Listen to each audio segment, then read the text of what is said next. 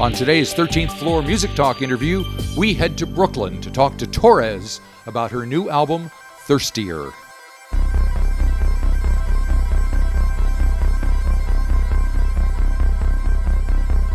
If we're calling off the funeral, then I'm calling for a hitchin'. Just when I thought that it was over, it was only just beginning. We're going to talk about your new album, Thirstier, which I guess the most thing to talk about first is how quickly it came after the previous album, which was just last year. Most everybody waits years between releases, and you have done the opposite. So what brought that on? Honestly, it probably wouldn't have happened without the pandemic. It was like, not only could I not tour, so that sort of, that was where my head was initially. I was in tour mode. And then when that got derailed, it was like, well, I only really have one other thing to contribute, and it's writing songs. So I just did it. It was kind of like, first, it just felt like out of necessity. And then, after some time, I felt like I was getting some good stuff, and then it became more natural, but it didn't come naturally to me to start writing a new album initially. So did it feel like you were forcing yourself at first? At first, yeah. And have you tried that before? Well, I have. So I actually majored in songwriting in college in Nashville. So I've gotten a good dose of that, like, having to make a song when I really didn't want to. So luckily I have that skill, I know how to do that. Right. And does that kind of open up the creative floodgates eventually? Yeah, I mean, it does. I think like learning how to sort of account for your time when you're, self-employed as I am, and like Yes. it all depends on you. So like, if you don't make the thing, it doesn't happen. And I think just learning like how to equip myself with the tools to put myself, like in that kind of a structure, like a 9-to-5, like a, like a regular, like blue collar, kind of experience. Like, yep. I'm obviously not comparing it to blue collar work. I'm just saying within the confines of the sort of 9-to-5 structure. I think that it's helpful for putting someone on track, because it's like, if you don't do that to begin with, then you're not going to get to the point where there actually is a flow. Gotcha. Yeah. And so the writing process and the recording, I assume, happened fairly quickly since the album is already out. So, and you recorded in the UK. So you had to travel over there, in this being strange and mysterious times. What was that like for you? Oh man, it was wild. I flew over on Halloween, on Halloween. Of course. Overnight, and of course, right. And then did a 2-week, self-quarantine in a cottage in Dorset, right. Which happened to, coincide with the US election. So that was super stressful. I can imagine. Yeah. And then after the 2 weeks, I went on to Devon to record for a month. Right. So the sessions, you work with Rob Ellis again, and so you guys have been working together for a bit now. Have you got a rhythm going, a thing going, a sense of communication? How does it work? Yeah, I think every time we work together, there's a little more that's been established. So we don't have to do as much of the I don't know. I guess what I will say about that is that every time we make a record together, it does feel like there's always a different approach. Right. But I think we've just both kind of established like that we both like to work that way. So already having that knowledge, it's like, we know that the next time we get together, we're going to be shooting for something totally new that we haven't done before. Right. But even having that, we already know we're kind of coming at it from the same place, which is helpful. We definitely have established not just a really great working relationship, but I think I think I would consider us close friends. You can ask Rob. I think we're pretty close. I'll give him a holler. Yeah. And is that something that you want to have a continuing musical relationship with somebody, or because some people like to change around and switch around? Well, I'll try this producer, I'll try this band, I'll try this. Right. I'm pretty open to anything that feels right at the moment. So, I may work with another producer next, but I also feel like I'll always end up working with Rob in some capacity. Like, as long as he wants to work with me, I feel like we'll figure out things to do together. Right. And so when you actually got in the studio, what was it like? Were you working kind of close quarters and it was a small amount of people, or how did it happen? It was a very small amount of people. And we were all living kind of like in a compound, basically. Right. So there was the studio space and there was a loft. It was a converted barn, an old barn that had become a studio. So there was an actual, a loft for me to sleep on, like above the studio, essentially in the studio, which was pretty fun for me, getting to make an album and live in the same space. Right. For a month. And then, I was just there. Like, I didn't leave. Gotcha. All right. So this is your fifth album. And a lot of people who've been writing about it are kind of observing your career arc and how it goes from one thing to the other. Do you look at it in terms of that? Do you think about, this is my fifth album, what should I do for this one? I mean, I'm pretty self-aware, just in the way that, I always have one eye on kind of what I feel like other people sort of want or expect. And then, the other one is like going the total opposite direction. Like, but how can I fuck it up? Right. But this time, I guess maybe those two parts of myself were a little more aligned, and I don't know. It's the first time that I made a record where I actually felt like I wanted to give people the thing that they wanted from me in the moment, which I felt was like, a huge, like, I felt people wanted a huge kind of anthemic, like, right. Thing from me, which is what I ended up making. I don't know. For once I was like, I just want to like make people feel good. Right. Well, that's a nice thing. Well, yeah. Words like euphoric and joyous have been used to describe this record. So yeah, not typically applied to Torres records. Okay. Well, see, so that's a major change. So do you think about the reaction that your audience is going to have when you're making the record? And this time I did. This time I really hoped that people would really connect with it immediately, and like, I also hope that it's a grower of a record, but I mostly want it to be very immediate and just captivating and like help people right here in this moment. Right. Yep. Help. I guess that's a little self-aggrandizing. I hope that like people connect with it and they love it. Right. So the record came out on just last week. What was that day like for you? It was great. I went to a bathhouse and I just like I did the sauna, I did the steam room, I did the cold plunge pool on repeat about 6 times. And then, and then I hung out with some friends in the evening and tried to stay off my phone. Okay. Did you miss not performing?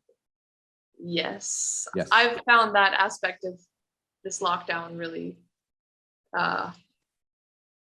just difficult. It's like limiting and frustrating, and it kind of makes those parts of myself kind of they didn't really have anywhere constructive to go in this time. Yeah. And you know, they're big, loud parts of me that kind of I've had to like really try to harness them and channel them into like other avenues, which has been interesting. Yes. And your sound, your vibe has been compared a lot to like 90s stuff. And of course you have Rob Ellis was part of that sound as well. So is that something that you relate to, that you acknowledge, or do you go, no, I don't hear that? I mean, I definitely know what people are getting at. I think my objective is always to do something that feels new. So, you know, it's okay if people hear a bit of that. Hopefully that's not all they hear. You know, Right. I'm always kind of trying to do something that no one's heard before, and combine elements, you know, just pieces that people don't normally put together. So sure, if they hear the 90s, that's cool, but I hope they also hear like something weird and queer and futuristic, you know what I mean? Like, Well, that would describe the video for a Hug for a Dinosaur. yeah, totally. Lord, girl, you're the best of all possible worlds. Before my wild happiness, who was I if not yours? Lord, girl, you're the best of all possible worlds. Before my wild happiness, who was I if not yours? My baby ran a blazing 40 laps around the sun. You have much input in putting the videos together? Yeah, that video, I found a really great, I don't know, artist, Right. and I on the internet, and I reached out and, you know, asked if he could make me a sweet trippy video with like unexpected colors. And I sent him some footage that I had filmed of myself at home, just doing weird shit. And he, you know, kind of put it together in this, I thought, really interesting way. Yep, definitely. Yeah. Now the track, Don't Go Putting Wishes in My Head. I think I read that you were trying to push yourself vocally when you were making that. Is that, are the vocals something that you think separately about than the other, or are they all part of the same thing? Or? I'm not promising forever's not your thing. But now if you don't want me to go dreaming. How do you think? Yeah, I was trying to stretch vocally. I mean, the reason that I kind of do think about vocals, I mean, I think about vocals, you know, in the live sense. It's like, I Right. always know that I can hit something in the studio, but it's more a question of when I play this every night on tour, will I be able to hit the notes every Right. time? And I think, you know, for at least the first half of my career, I maybe, you know, was less confident about my ability to do that. You know, I didn't really lean on my vocal range. I guess I've never really thought of myself as having a huge vocal range. But the more that I've, you know, explored kind of weird parts of my voice and very deep, low parts of my voice, as well as like, you know, really challenged myself to belt in ways that I've never done before. Yep. I found that I actually I can do that. And that was one of those songs where I was like, I don't know if I can do it live. But the more I practice it, the more confident I feel. Right. And have you had any vocal training? Not really, no. No? I did some musical theater in high school, and I did like, you know, a couple Right. vocal lessons, but that was There are vocal coaches who will tell you how to take care and to do that kind of thing, I guess. I know. Not being a singer myself, I don't know for sure. I should probably be seeing one regularly, but I don't. Yeah, I'm a bit self-taught, I suppose. All righty. And so, yes, that one's a bit louder, and you're right. So on the other side, the title track "Thirstier" is much quieter. You want someone to worship you. I see you loving to watch me risk it all. Thirstier, I mean, I just wanted I wanted to write something that felt like lustier than I've ever written. Okay. And something that like really encapsulates my feelings about desire, which, you know, for me, desire is something that is like, it's never actually quenched. Like, I mean, and, you know, rather than thinking about that in the way of like, you know, I'm just never content, it's more like, you know, I mean, it's not like I'm constantly like reaching for the next thing. It's like, in this case, I mean, in the specific case, I wrote that song for my girlfriend who, you know, I'm engaged to, and like, I wanted to write her a song about how I, you know, specifically about my desire for her. And, you know, but I wanted to talk about it in a way that's like, you know, not me being discontented, but rather just like always wanting more of what I have, what I already have. It's not like I'm always reaching for the next thing. It's like I keep reaching for the thing that I have. And I wanted to encapsulate that in a song. And that lyric came to me: the more of you I drink, the thirstier I get. I was like, oh, that's it. That's exactly how I feel. It's like, yeah, it's like that feeling of eternally wanting and always getting and yet never having enough of it. And actually, that's like a really sustainable way to have a relationship, I think. Like if you always want your partner, and you know, it's like perfect, right? Right, exactly. That's probably the way it should be. Yeah. And probably why most relationships fail, because they run out of gas after a while. Totally. And I thought, gosh, I've really never heard a song exactly in the way that I was thinking about that. So I made it. Cool. And music-wise, like you have a trumpet player, I believe, playing on that track. So when those little additions come into the production, where do they come from? Do they come from you? Do they come from Rob or other people? The really cool instruments that you hear. I mean, a lot of that is just me and Peter and Rob, who are all producing and, you know, recording it together. Yep.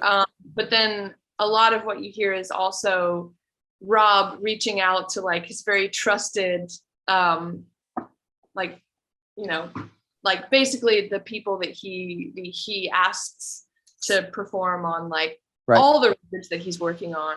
Yep.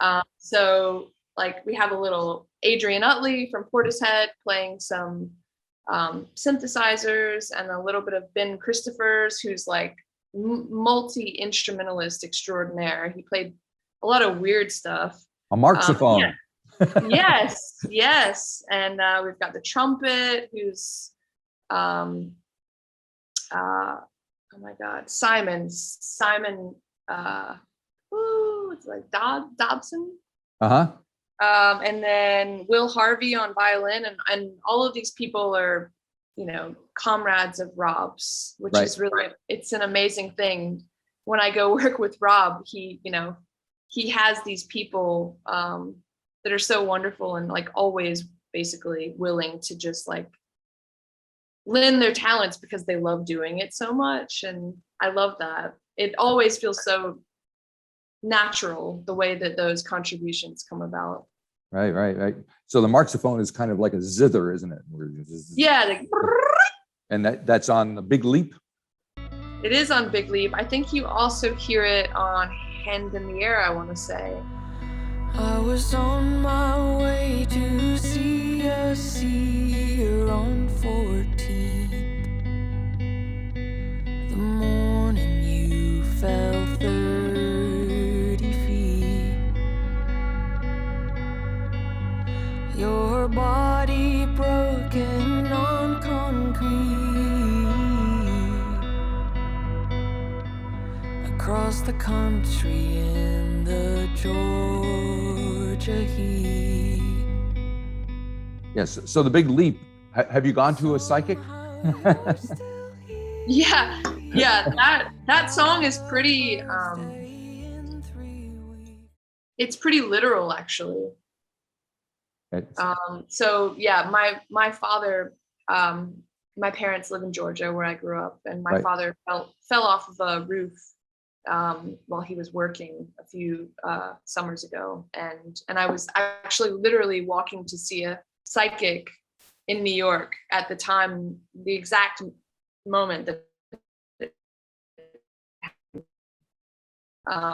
so I mean I wrote that and people are like, what does it mean? I'm like, I actually, like, for the first time wrote something really straightforward. And nobody knows what it means. Yeah, everyone's like, oh, your lover, it's about your lover. I'm like, no, I love that people, I will say I love that people always have a different interpretation. Right. Because it means that, it's working, it's doing its job. Like, people are applying the song, like, through their own lens, which is great. Yep. But in this case, it's pretty literal. Hopefully your dad is okay. He's alive. He's okay. He's paralyzed. Oh dear. Yeah, but he's okay. It's and it took me a long time to write that song because it was devastating. But he's okay. Yep. Now, you mentioned that you grew up in Macon, Georgia, which is kind of one of those places that music people like myself think about all the time. Little Richard is from there, and James, all those folks. So did that have anything to do with your musical aspirations? It didn't, but I was, pretty aware of that history from a young age, and I thought it was so cool, but also a little disappointing because when I was growing up, that history had basically passed. It was like, Little Richard and sitting on the dock of the bay. Otis Redding. Otis Redding is from there. Yeah. And the Allman Brothers. Yeah. Got such a rich history, but it really wasn't that way, after the 70s. So it was a little disappointing that it wasn't so rich with music by the time I came along, but obviously really cool to be from there. It's yeah, that's true. It could be worse. Yeah. So is there a scene in Brooklyn that you feel a part of?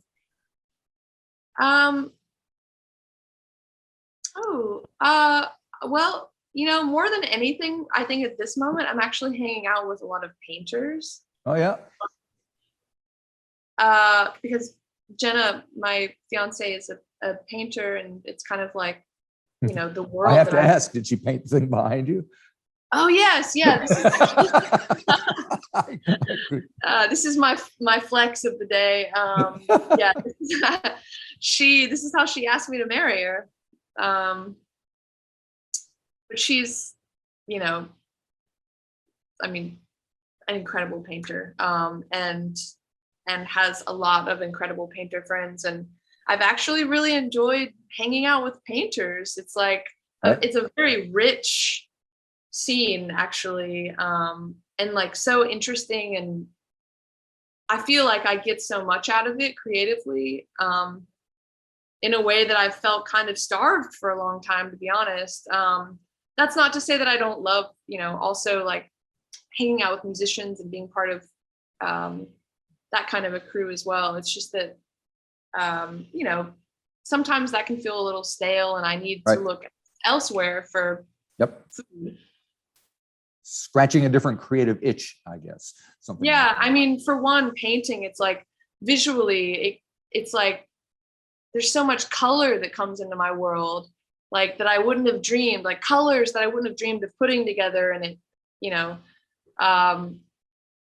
figures that I wouldn't have ever like dreamt of myself. And I don't know, it's just painting, I feel like, is so mysterious and miraculous. And I, with music, I feel like I see behind the veil so clearly. And sure. And I don't feel that way about painting. So I'm enjoying that. Cool. Well, I'm enjoying the record. So, and I'm enjoying talking to you. So thank you Oh, for all of thank that. It's been fantastic. Yeah, hopefully you can come down and get on the road at some point and get that going again, because I'm sure it's got to be frustrating. And come down here if you get a chance, because we'd love to have you. New Zealand is on the list. Working to get there, and Australia hopefully by next year. So fingers crossed. Fantastic. Well, have a great day. What's left of it for you? I'm just starting right now. Oh, thank you. It was a pleasure. Have a good one. Thank you. Bye-bye. Bye.